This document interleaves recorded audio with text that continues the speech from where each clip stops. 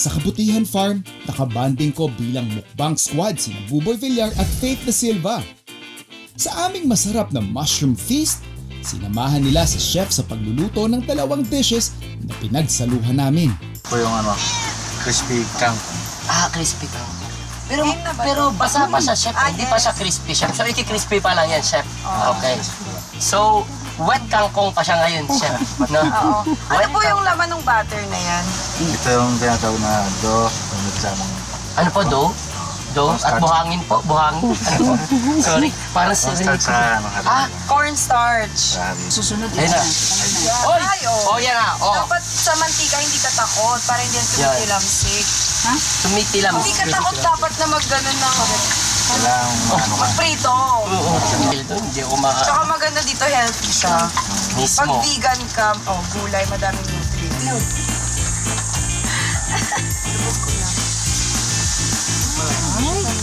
Oh. Ito talaga. Teka lang ha. Yun na nga, oo. Wait lang ha. Huwag ka matakot. Huwag ka matakot. Huwag ka matakot. Huwag ka rin magulo. Ano pang klase? Ano pang klase ng ito? Iba't iba yung mga mushroom, di ba? Ano pang klase ng tao? Ano Oyster mushroom.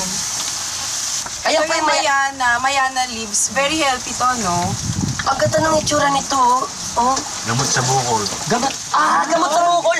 Anak ng teting. Ang tagal ng tinatanong nito. At least meron ng sagot. Gamot sa bukol, meron ka? Meron na po.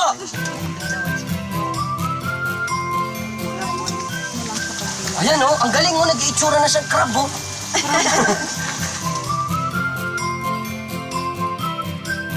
Ang crispy. Bango. Totoo, mabango. Mainit.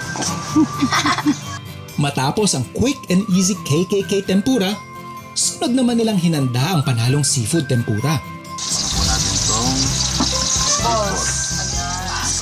Okay. Chef, ano yung mga iba't ibang klaseng mga seafood yan, Chef? puto crabs. Crabs, Tapos may tahong, nako, pusit.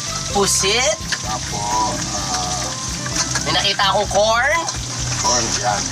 May parang scallops ba yan, Chef? Ay, ba? Ay, hipon. Kung kanina medyo, pang tipid, ito na kapag medyo bagong sweldo.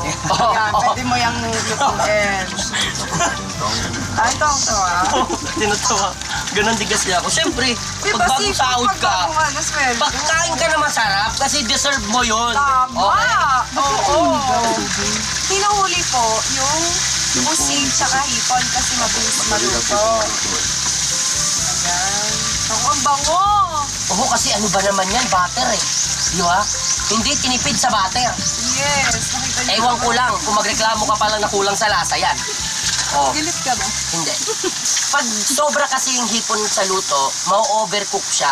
Hindi siya maganda yung texture. At hindi siya madaling makuha yung balat. So, di ba gusto natin yung wiggle-wiggle pa? Nag-wiggle-wiggle pa yung hipon.